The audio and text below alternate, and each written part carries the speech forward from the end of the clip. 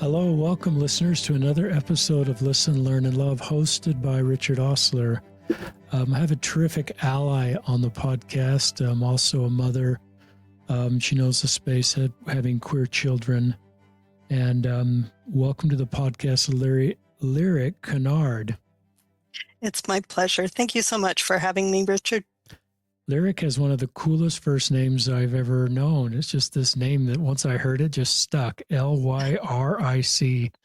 Right? I thank my mother all the time because it is an awesome name. Let me introduce Lyric to you.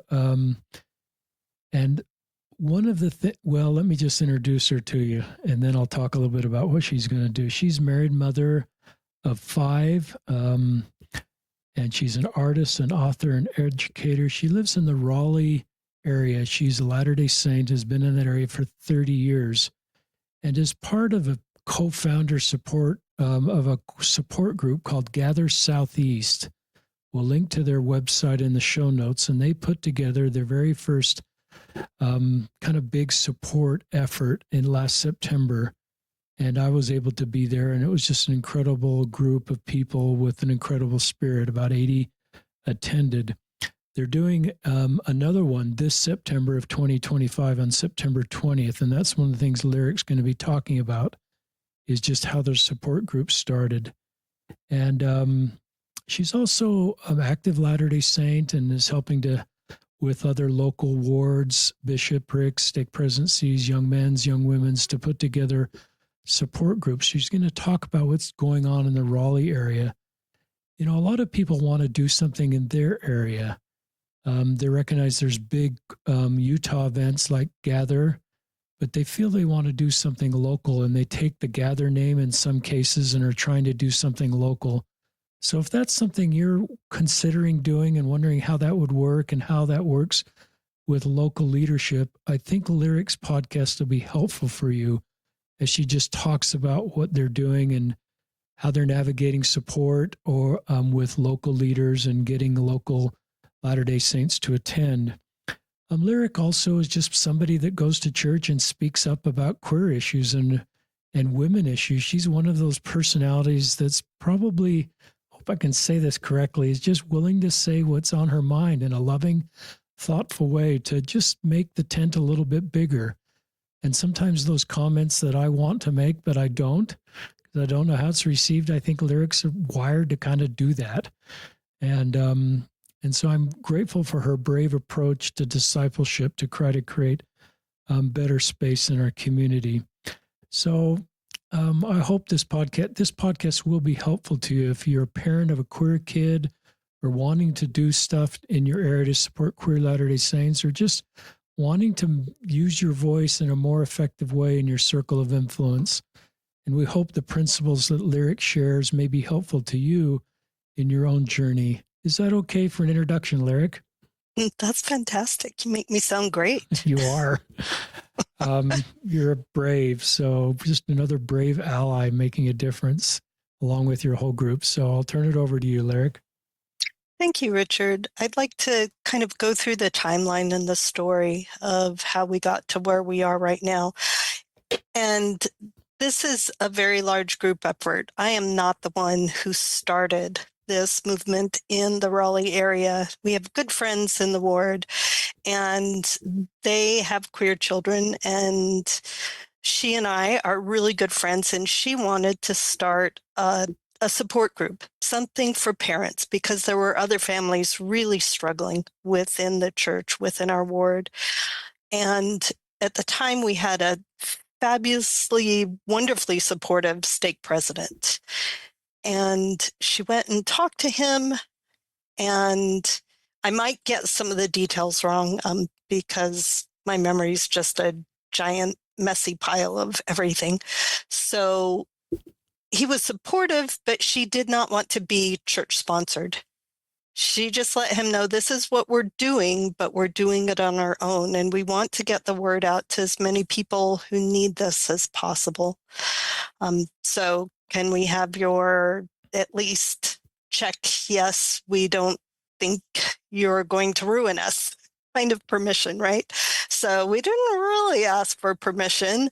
We did it on our own. And Laura would approach mostly Relief Society presidents because honestly, if you approach the bishop, they're like, oh, we don't have anybody in our ward with this problem. And you approach the Relief Society president, they go, oh, here, here, here, here, here, because they know, right? You know, no matter how amazing your bishop is, they're not always safe to go to because they have the ability to take away your temple recommend, or there are consequences if you talk to your bishop about things that are in the queer community. So we started just a home-based group, and it was mostly family members. It was parents who were really struggling as their children came out, or struggling not with the way their children came out, but with the way their children are treated within the church. Over time, that little group, we welcomed people outside of our ward, got the word out as much as we could, which is really hard. It's really hard to get the word out when you don't have an official, yes, we would like to tell you everything. We would ask Relief Society presidents around to put it in announcements and things. And sometimes that works and sometimes it didn't. So a lot of word of mouth is how the group started. And over time, we kind of developed rules, which were, we had to stay church positive. We, of course, whatever we talked about was confidential. And we listened to each other. And I have to say that rules number 1 and 3 were put in place because of me. Because you know, when I'm not in a church setting, sometimes I get more snarky than I need to be. I let it all hang out. When I'm in a church setting, I very carefully craft my words, and I very carefully couch everything I say in the vehicle of Jesus told us to love. Jesus treated people this way. The scriptures say this about being kind, about being welcoming, about serving and spending your time with marginalized communities. I mean, that's what Jesus did. So, you know, in church, I'm very, very careful. But anyway, within our gather group, over time, it grew. We invited other people from other stakes, wherever anybody was around. We had we had a picnic, and we talked to other people and kind of told them what we were doing, so that there were several of these groups that started in different areas in our stake.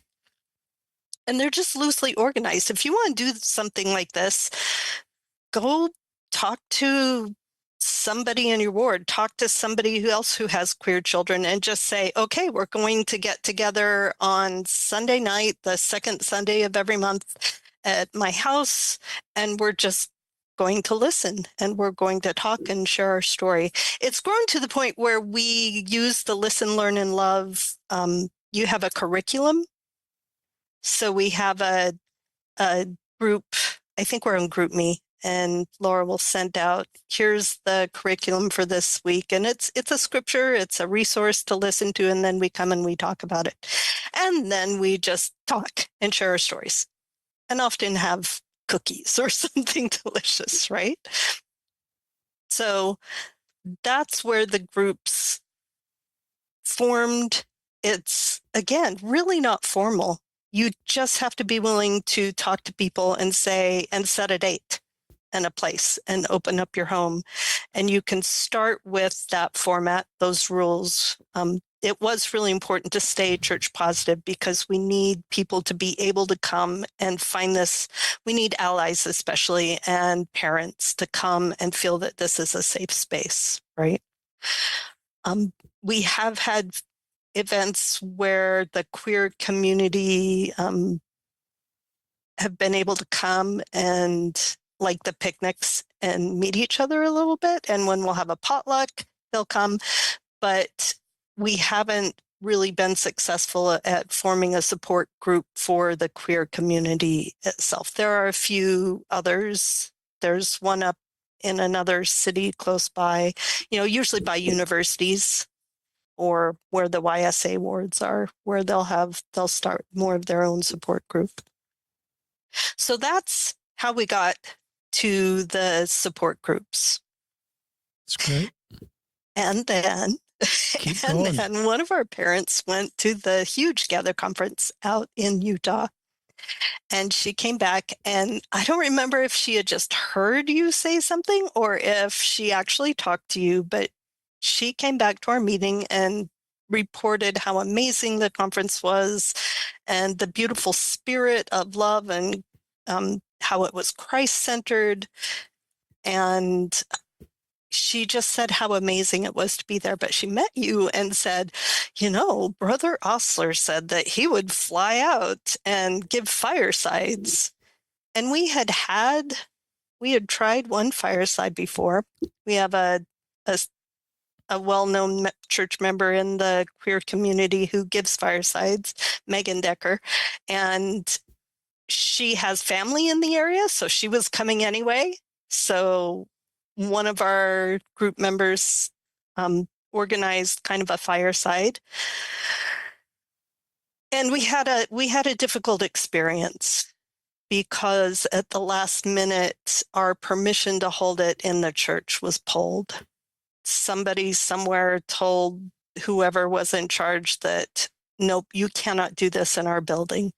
And I don't know everything that went on behind the scenes, but it was a mad scramble in a couple days to find a place. We rented a park shelter, and we just all got together outside in a park shelter and had this fireside. So as we were talking about maybe having Brother Osler come out for a fireside, it made sense to me that if you're going to come all the way across the country to the East Coast, there are more people than just the people we know who need support. And instead of just an evening fireside, let's see what we can do to provide a whole day event. Let's make a space for the queer community to come and be safe together, to meet each other, we wanted to create a lovely environment for that community. Let's provide a safe space for parents to come and meet each other and gain education and support. And then the third thing we decided to target was leaders in the area, as many leaders as we could. So it was a very compressed timeline. We kind of threw it together. We found a space that we could rent. We found local people who would sponsor the conference and get it off the ground, right? So we paid for a venue, which was another church, because we didn't even want to try to have it at ours. We didn't want to ask people to travel and come here and have the rug pulled out from under us at the last minute. So we found a lovely other congregation who was extremely welcoming and wonderful. And we could rent their space. We found other speakers to come in. We happen to have some locals who have special knowledge in the area. Julie Barnard is an author, trained psychologist in our area and has a trans child. That's her area of expertise. So we were able to get people to come in and host different sessions during the day. So we had a day-long conference where we had 3 different specialty. We had, like I said, we had 3 target audiences. We had a space for the queer community, and we had wonderful activities for them. We had workshops for leaders that were training, basically saying, hey, here's what the church used to teach. Here's what it teaches now. Here's what's in the handbook. Here are ways, leaders, that you can support and love the people that are that you're responsible for, that you're responsible for loving and caring for. Here are some things to do that aren't harmful. Here are some things to do that are loving and kind within the handbook, right? They have to be within the handbook. And then we had some really amazing support sessions for parents. And in the evening, we had 2 everybody together sessions. One was an incredibly raw and powerful panel discussion where we had very, very brave queer members or people. Most of them were not currently active in the church because it's really painful, right? But they had been raised at least there, and they very bravely shared their stories. It was kind of a guided Q&A. We had questions sent in ahead of time, and they all knew what the questions are. We made it as safe as possible for them.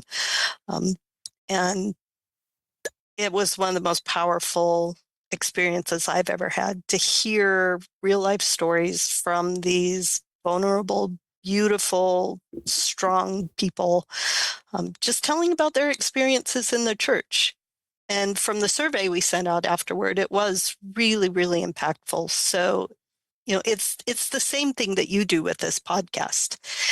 It's just listening and sharing real lived experiences so that we can learn how to better love. And then, Papa Hustler, you are a keynote speaker at the end of the evening, and it was wonderful. And then, things have kind of exploded from there.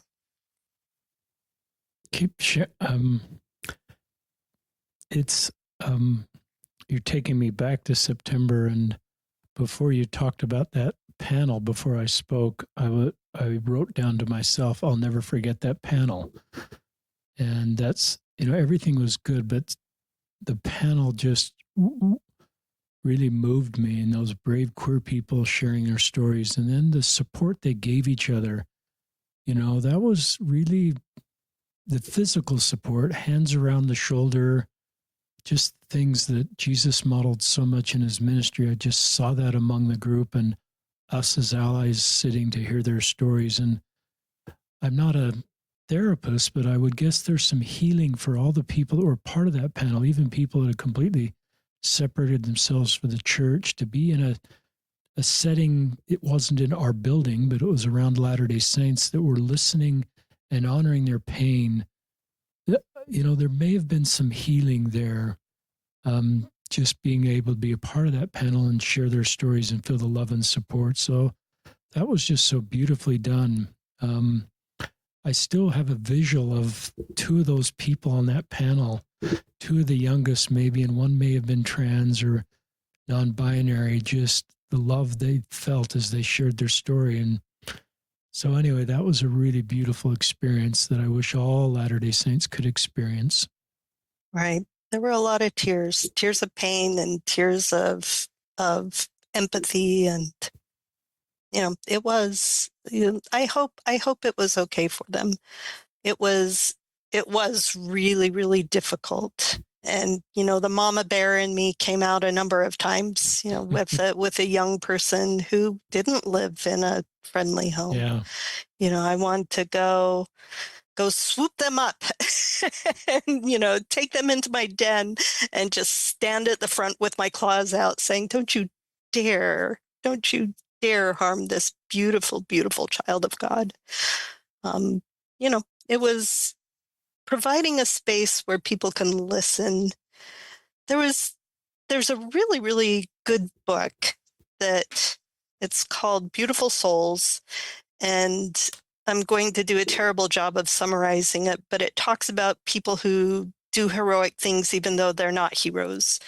And the thing it talked about most was how hard it is to hate and be unkind face to face.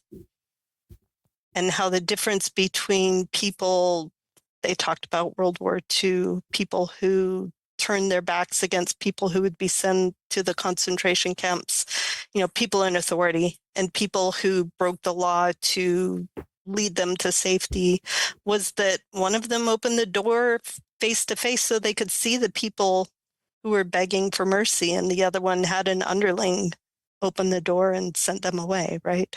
So getting up close and personal, um, getting opening your heart and mind and loving face to face makes all the difference in the world. So providing a place where more people can come here and see that is really, really important. Listeners, lyrics reminding me of just things I've seen as I've been an ally and speaking and seeing groups spring up. And you've got to do this, what based on what you think is right for your area. And I like the idea generally that you didn't wait for the church to give you approval to do this. I think since our senior leaders aren't saying go do LGBT support groups in every ward and stake, a lot of local leadership is nervous about doing this, even though kind of intuitively they recognize the need for it.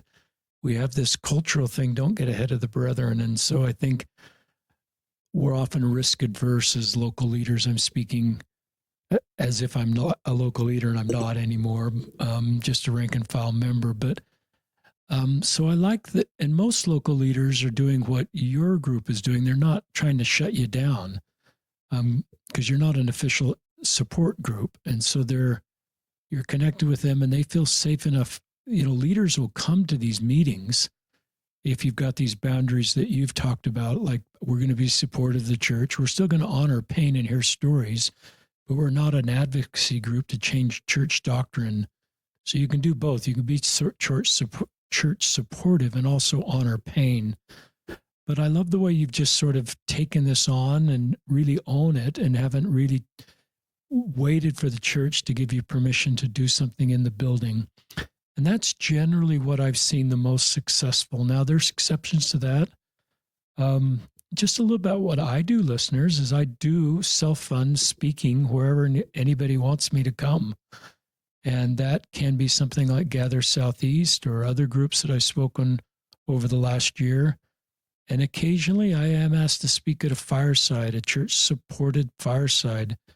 Last fall, I went to Dallas. Those are still self-funded. The church doesn't cover travel expenses for people to come, but I spoke at a multi-stake fireside that was approved at the area presidency level. Me as a speaker in the topic in the Dallas area. A year or two ago, I was asked to speak in Kansas City, and that fireside was pulled at the last moment as people got nervous about the topic or me. And we came back in the last year and did it in a city library, and it was just a great event. And many of those same leaders that were cautious about doing it or felt, for whatever reason, they were there. And so it's just a complicated space right now. And so you've had Megan Decker, my friend, has had the rug pulled out and all the people that work so hard, and that can be really devastating. But sometimes those firesides do happen. So you'll have to figure out what you can or can't do in your area. So Right. I don't know if you've got any more on that, just advice for people that want to do Absolutely. something. I do. I Good. do. Be patient. We work with different leaders in the area, and when we wanted to send out word about Gather, there was a big no way from a lot of leaders. Like, no, this is not church sponsored. We're not going to do this. And the founders of our little group have gone and talked to different bishops and different stake presidents and asked them if they could do Fifth Sunday trainings, and we only work from church materials. We use church resources, and we've been able to get into a few wards for Fifth Sunday trainings. Our own stake president was just kind of not interested. They couldn't break that barrier for a couple years. And then just recently, he sent a text to our group leader and says, I want to come to one of your meetings and just listen. No agenda, no nothing.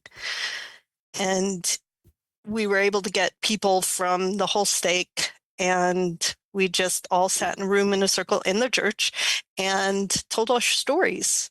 And he wasn't, I don't know if he just didn't have time or it wasn't on his agenda or on his radar, even though we were trying to push it onto his radar, but he just finally, it took a couple years, but finally he was ready to come and listen. And he has done things like he'll check in with our group leader after state conference and said, "Did I say it okay? Was it okay?" So I was trying really hard to say things okay. But after our last conference, we had several people who were just allies who came. One of them, a month later, was called to be stake president of one of the stakes in the area. One of the other stake presidents in the area, after Gather, said, "I want to have a training meeting. Could you all help me put together a training meeting required for all the leaders in my stake?" And so there's 4-ish stakes right in this area. And it was kind of too many moving parts to get one training for all of them, but those are all in the works right now. Stake leaders holding trainings for all of their ward leaders to better help them to be less harmful to this beloved community, these children of God who I don't, most of the time, I don't think they mean to harm, but they do. Right. So if we can better learn, and it's not always sunshine and roses. We have one of our Gather groups that has had to go underground. They live in a more conservative area, and ward members it was bad. So they kind of meet. They don't announce things in church anymore. But here we have been incredibly lucky that things are going more open. So all of these stake leaders now we have 4 to 5 stake leaders in our area who are on board with our next conference, with our upcoming conference, who are willing to put the word out to all of their leaders and get the word out to all the ward members. Like we were teasing before the last conference, could we surreptitiously, could we secretly go and put flyers on the bulletin boards in the ward buildings? And we're convinced that they'd just be torn down if we did, right? But now, after they've seen how it went, after some of them experienced it, and how we have these church positive guidelines and that it's Christ-centered, we're not fighting against the handbook. We have permission to get the word out. They know about it. They know it's coming out. So the people who really need it, whether they're out or not, whether their ward leaders know about them or not, will have access to the event that we're holding. That's just a great success story. And I love you frame that up with, when we know better, we do better. And it's hard to hate people close up, move in, and that leaders want to do the right thing. And so I just love, I love this stake president. His first step was, I just want to listen. And what a beautiful ministering principle. I think us men in particular, we're role modeled because of our role models in the church, sometimes to speak and teach. And those are character attributes that sometimes are celebrated. But another skill that we don't talk about as much, we don't see it in practice from senior leaders and local leaders, is the ability to listen sometimes. And sometimes that's the best thing we can do to change hearts and change our own heart. Now, those other skills of teaching and speaking are wonderful, but I love this local leader that said, I just want to listen. Right. What a beautiful moment. It was really, really appreciated. And, some people that takes more work. I mean, I'm the one. We had to have the rule. You have to listen. You can't talk over the top of the people, because I'm a teacher, leader, say whatever, talk over the top of other people if I'm not paying attention kind of person. So it's something you have to work at, but it's vital.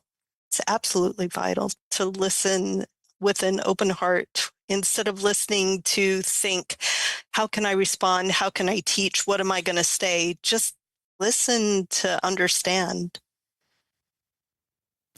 And I love the scale you're creating, because every new ally, then I don't think they ever can go back. You can't unsee it once you've seen how to better support LGBTQ people and recognize some of the pain they feel. And then it's hard to, I don't know anybody that's really gone back once they've seen this. And then you recognize the need because of our baptism covenants and President Ballard's invitation to LGBTQs. You want to help them feel like they belong. You see them as our people, all the things that you understand so well, Lyric. And so then it comes pretty naturally. I love then you talking about this leader that's sensitive to anything he might say that would be uncomfortable to families with queer kids or queer members, even closeted queer members. And that's just a tone thing that I certainly didn't have any tone sensitivity about this space 10 years ago and said things now that I wish I hadn't have said. My commitment to the church hasn't changed. My understanding of the doctrine hasn't changed. It's just an understanding of things to say that help other people. And I also, one of the things that people need when they first start is resources. And we have a Facebook group called Ministering to LGBTQ Latter-day Saints. We'll put in the show notes. But in that Facebook group, across the top tab is a section called Files. And I just looked at that this week, and all these different allies and maybe some queer people that are doing what Lyric is doing have uploaded their content there. So there's one file I was looking at that was just 4 bishops and stake presidents, and another file that's obsolete versus current teachings, which is a great starter. These are some of the things I emailed to somebody that reaches out. A bishopric member from Logan area reached out this week, and I just sent him those documents as a starting point to then he could go to ward council and say, do we all realize what the church currently teaches?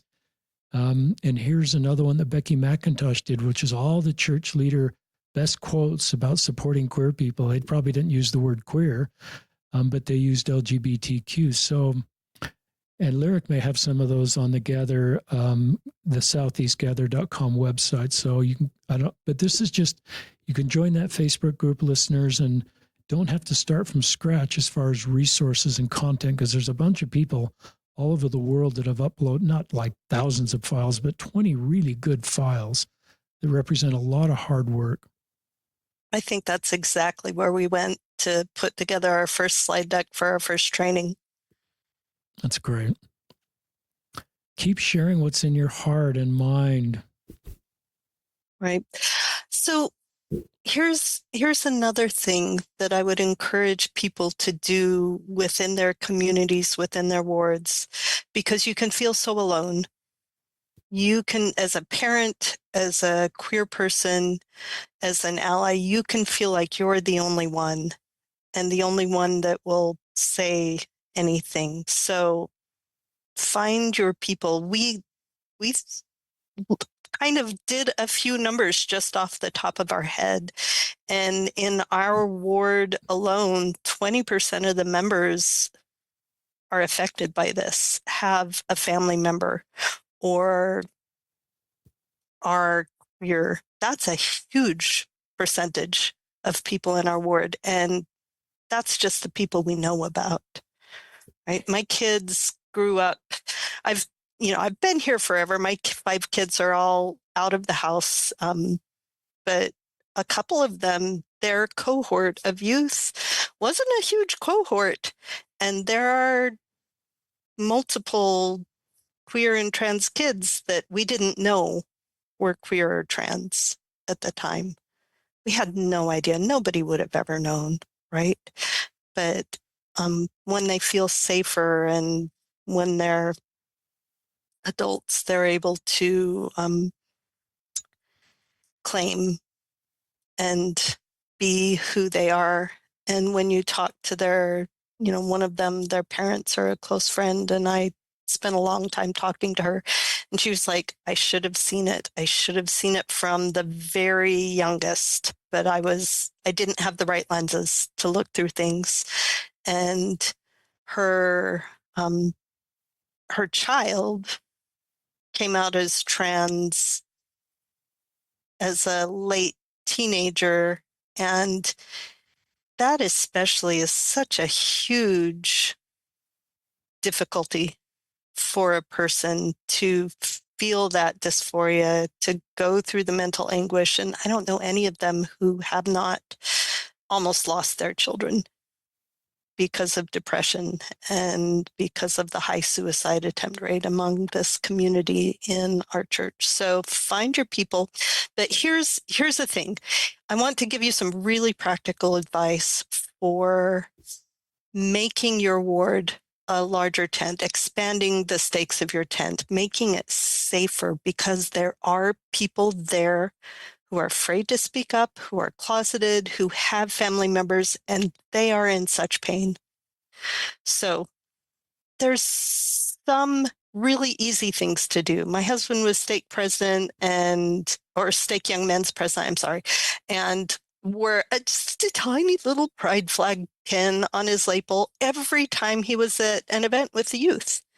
Every single time. They tried, they did a few things and had a few Q&As and things at stake youth conferences. They kind of got in trouble for one of them because there were a couple parents that were unhappy with that, and they realized that they learned things they could do better, like sending out notice to the parents saying, this is an issue that in our surveys the kids really want to talk about. If you don't want your kid in this session, we won't have them in that session, right? They didn't do that, so they learned better how to do it. Just that tiny little pin can show that you're a safe space. I'm not a tiny little pin person, so I wear a big, loud, trans color scarf with a bunch of pins on it around my neck, no matter, it doesn't match anything I wear. But I wear it every Sunday, so I know. So people know that there is one person there in that building who loves them. And the other really important thing, and this is for speaking up about anything that's difficult for you, if you find a friend or two, if just one person speaks out about something, and I always speak up in Sunday School or Relief Society, but I do it again couched very carefully in, this is what Jesus did. This is what Jesus taught. But sometimes it still feels adversarial because what they're saying is not loving and kind. They're asking us to judge. They're asking us to exclude. And that's not what Jesus did. If one person speaks out, they're just, the kooky old lyric lady on the back row with a gray hair, right? She'll say anything crazy. And it's an anomaly, so they don't have to listen. It's the second person that will stand up. You don't have to stand up, that will speak up and validate and say, yeah, me too, or follow on. If you can grab a friend and say, I'll be the one to speak up first, but if you'll speak up second, if you'll also add your story or validate this, it opens the floodgates. And it's happened so many times.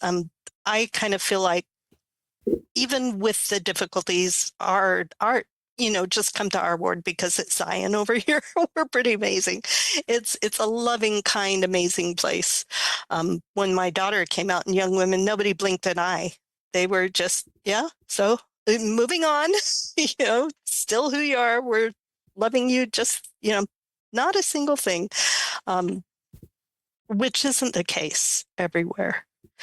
But over time, with queer issues, with racism, with toxic patriarchy, I have seen in our ward time and again, when somebody says something the first time and somebody else validates it, the whole tone of everything changes. I've been in so many lessons where it was going down a bad road. It was going somewhere that was not a good place. And it turns around because enough people are willing, they see it's the crowd thing, right? They see just enough people because they're thinking it, but they're afraid to say it because it's not always safe to stand up and say, you know, trans people really aren't murderers. They're not going to attack anybody. We should be welcoming them and loving them because they're God's children. And having, get your pals, get your support, get your community together and plan it in advance.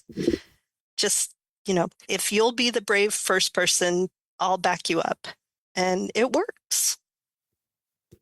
I love the skills you've developed in doing that, Lyric. And I love the way you talk about this is how Jesus sort of framed this as if, in the context of what Jesus taught and what he role modeled.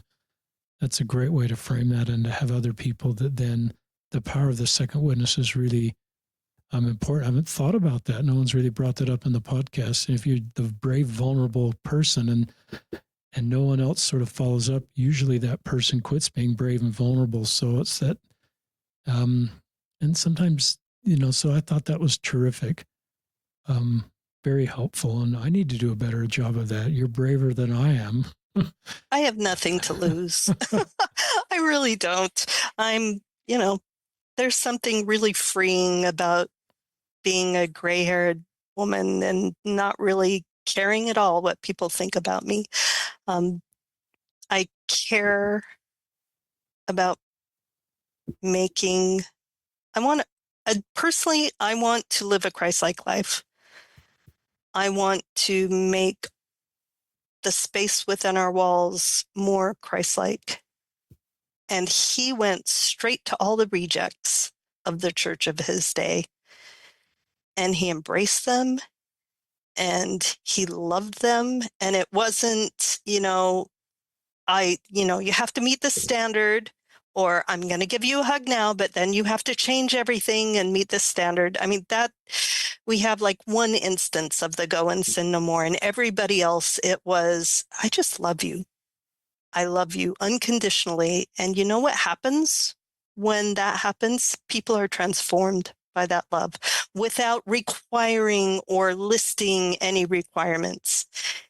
You fully love somebody and they're filled up enough that they want to turn towards God. If we're truly trying to show Christ's love, we're not hugging with the one hand and pushing away with the other. He never did that. Agreed. Keep sharing. If you've got more to share. Right. So we have a lot longer timeline for the Gather Southeast conference that will happen on September 20th in the Raleigh area. So we're hoping that we can serve more people. This is because we have this time buy-in from local leaders that gives other leaders kind of the permission to be okay with saying, okay, other people, we can tell other people about this and not get in trouble, right? The last time, we were kind of small. We were under 100 people, but that was only with a couple months and word of mouth. And we had people from Chicago down to Florida who came, just trickling in. And this time we hope to max out our space just so that we can serve as many people as possible, so that we can amplify the message of this is what this community is. They are beautiful people. They are God's children. And this is how we can love and support them. And especially so that they especially can find a safe space. We're going to have like a picnic the night before so everybody can get together, and then we're going to have the same kind of seminars and activities during the day. But we really want it to be centering the voices of the children of God who are in the queer community. So that's what most of our speakers are this time. And we're really grateful to all of them. Still getting a few of them on board, so we don't have the full lineup yet, but you can go to gathersoutheast.com. Ben Shalati has agreed to come be our keynote, and we're very grateful for that. And then we'll have kind of the same things, fun activities for the queer community in a space only for them. The rest of us have to stay away. They get to enjoy their time there while we're doing the hard work of learning to do better and be better and listen better and love better. That's great. I love that you have Ben Shalati speaking. He's certainly, near the top of my list of someone who's influenced me the most in this space as I've listened to him and read everything he wrote, and just a terrific human being. And I had to listen to queer people's voices for my heart to really change. Allies sometimes were helpful, so I was trying to role model being an ally. But to Lyric's point, it's really queer people. I had to be proximate to queer people and listen to their story and understand their perspective. And I'm still trying to do that and still learning. You remind me of a quote that I dug out while you were talking. Thomas Merton has a quote that you taught us, and it's very close to what you just said. Our job is to love others without stopping to inquire whether they are worthy. This is not our business, and in fact, it's no one's business. What we are asked to do is love, and this love itself will render both ourselves and our neighbors worthy. So that was just terrific what you just said. And I also, back to church leader quotes, if, that's often the safest thing to start with if you're creating content for a support group, is using church leader quotes. And I just was skimming through my notes since you brought up trans, and I love that you wear a trans scarf. Elder Razvan taught those who experience transgender feelings, quote, need to be encircled in the arms of their Savior, know they're loved. So often the Lord calls on us. He expects us to be his welcoming, loving arms. So this is a pretty powerful quote about how we should treat trans people. Now, people who are connected to the space know there's new policy statements that feel like that invitation to love is not really, I don't know what word, it's not really sincere, not really reflective of Elder Razman's quote with the new HALT policy. So I walk in the dissidence of that and acknowledge the pain of the new policy statements that came out in August of last year that changed the borders of Zion. One of my guests framed it up for our trans members. But if you're looking to just, try to improve the experience, Elder Razman does, and the church does never say being trans is not real.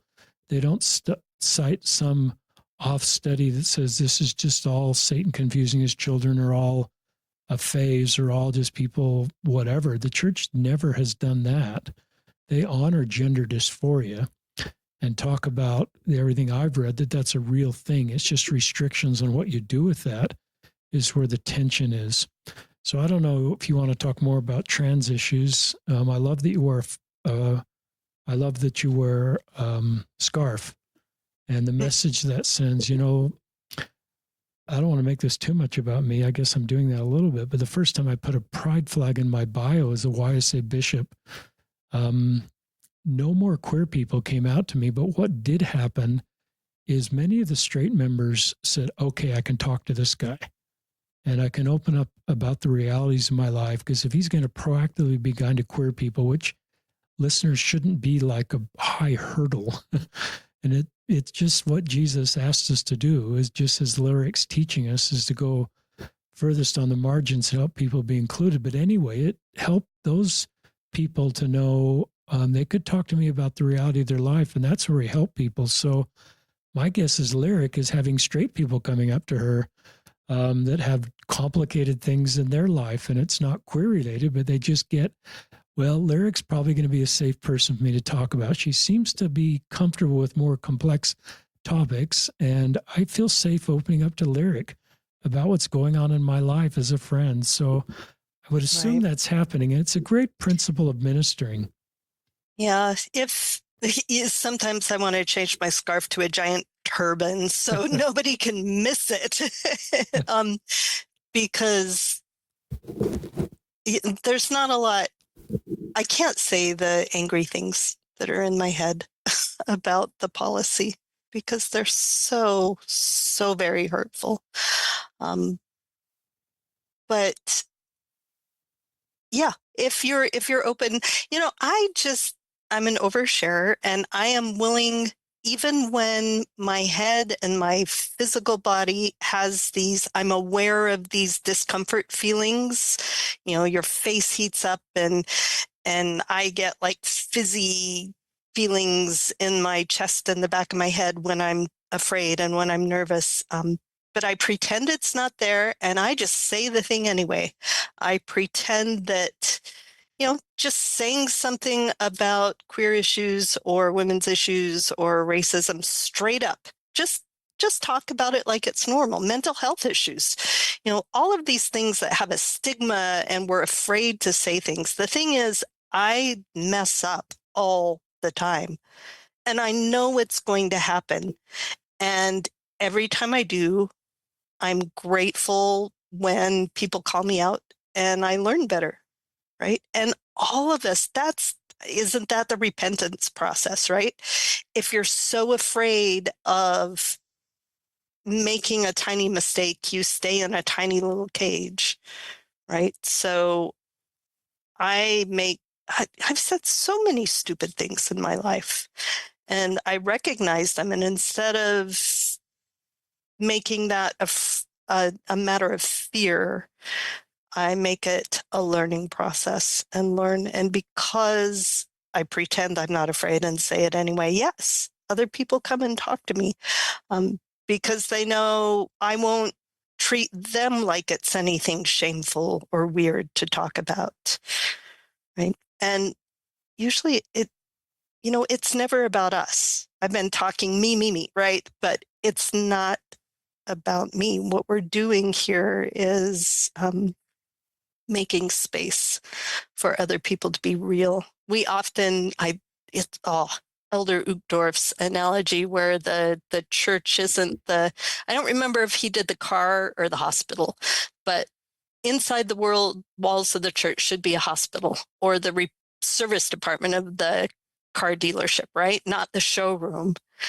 It should be the place where all of us broken, imperfect people come together and try to help each other heal, instead of where we put on a facade of everything's okay and everything's this good. We have to feel like we meet a certain level and check all the boxes of we're this worthy and we're this good and we've done all these things, so therefore we're allowed here, right?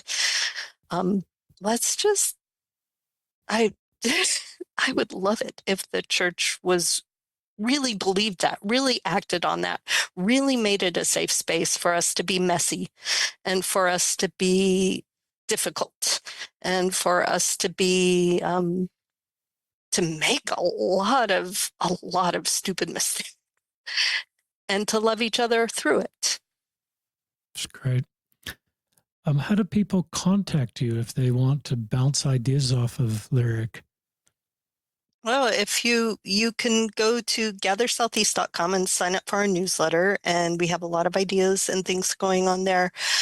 But if anybody wants to chat with me personally, I'm very happy. You can just email me. lyric@lyrickinard.com is my business email. And I'm happy. I can't promise to get right back to you immediately because I do run a couple businesses and I'm notorious for losing emails, but I'll get to it eventually, hopefully.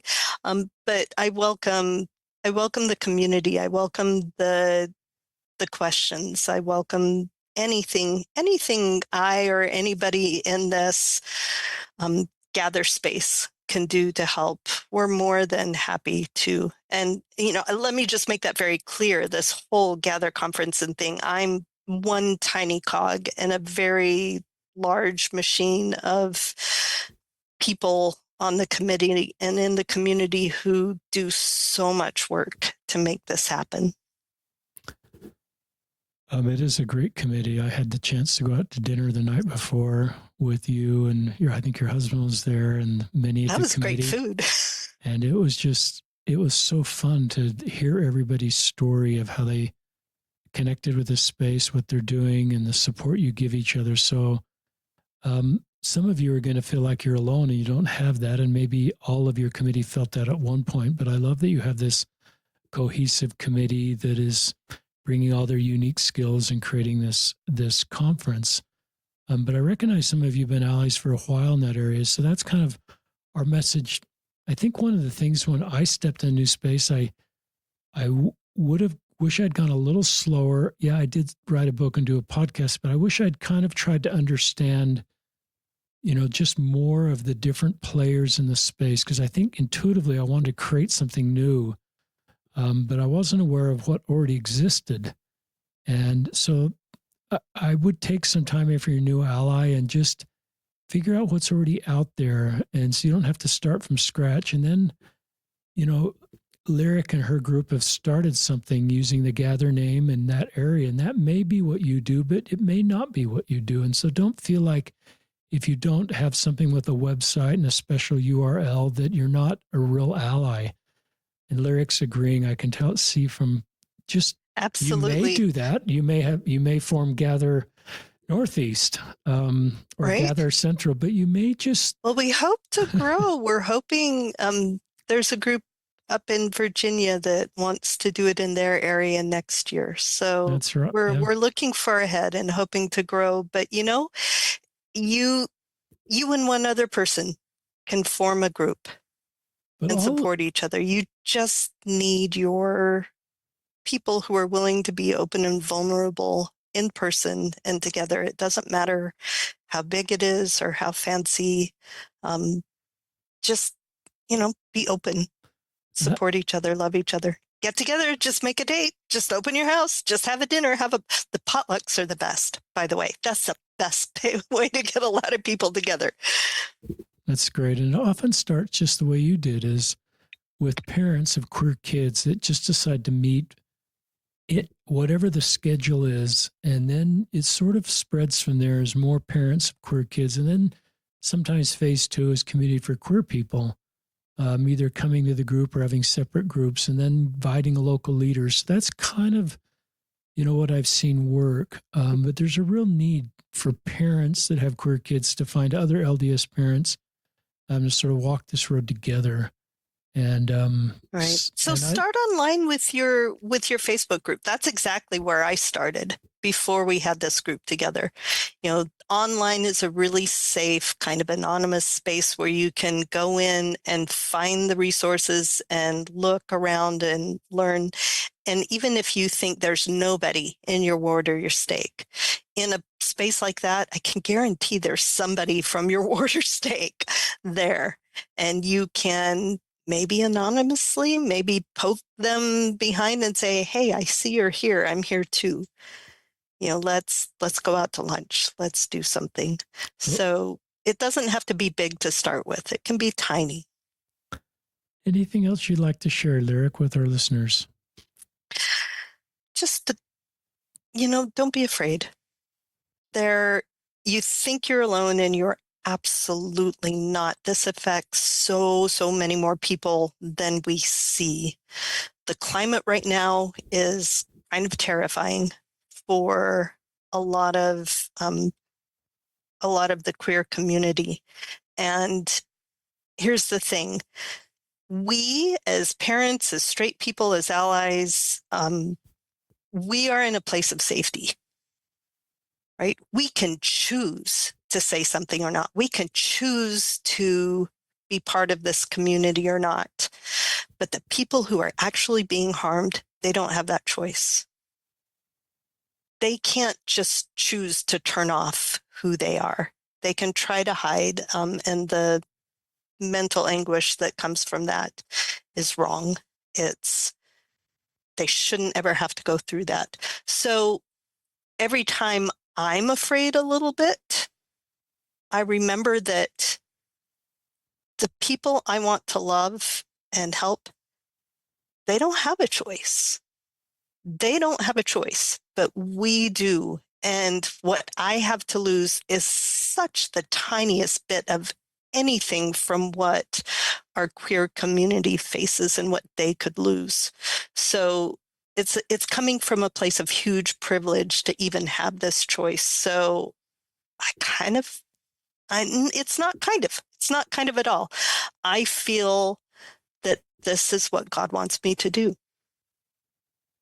And to spend that safety, to spend that privilege, and to have a moment of discomfort compared to a lifetime of persecution, that's nothing, right? We can do this.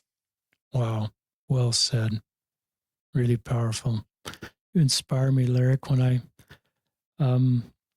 listeners, when I think of the covenant path, which is obviously a big part of our church narrative right now, one of the concerns I have of that is sort of sometimes it takes me down this path of just wanting to self-isolate and I'll work out my eternal salvation on my own. And I'll kind of cut myself off from the world. But I don't think our doctrine, to me, the covenant path, the doctrinal foundation, a big part of that is just the two basic commandments: love the Lord with all my heart and love our fellow men as thyself. So the covenant path to me isn't isolation or individualism as I work to get back to God kind of on my own. It's what I can do and the things Lyric's inviting us to do. It's my covenant relationship with other people. And I think God I can't say this for sure, but I think when we bless the lives of other people, that's how we show God our love. I certainly feel that. You can absolutely say that for sure. Isn't that Matthew 25? Well, isn't that the entire thing of who makes it and who doesn't is the ones who serve? This is why you're good. And he said, if you're serving the hungry, if you're feeding the hungry, if you're visiting me in prison, you're visiting me. So you can say it. He said it. It's right there in big bold print. That's the crux of the gospel. So that's, that's what I wish we taught more when we talk about the covenant path is our covenant to others, as Lyric so well shares, and especially from an ally standpoint to a marginalized group that can't step out of this space, And so that's really powerful. And Lyric, Kinard, thank you for being on the podcast. We'll put this contact information in the show notes, including your email. We encourage everybody to check out the website southeastgather.com. Nope, it's gathersoutheast.com. You were right the first time you had it. Dyslexic, gathersoutheast.com. Sign up for the newsletter. You could even go if you want to, if you're an ally trying to think, what could I scale back to my area? You could come to the big Gather conference in Utah in June. But if you're kind of in the East, you could check out this wonderful one-day conference, in the Raleigh area. So just some thoughts. Don't feel like you have to do that now because I said it. Because you can be successful just doing what you feel intuitively to do. But anyway, this is Lyric, Kinard, and Richard Ostler signing off on another episode of Listen, Learn, and Love.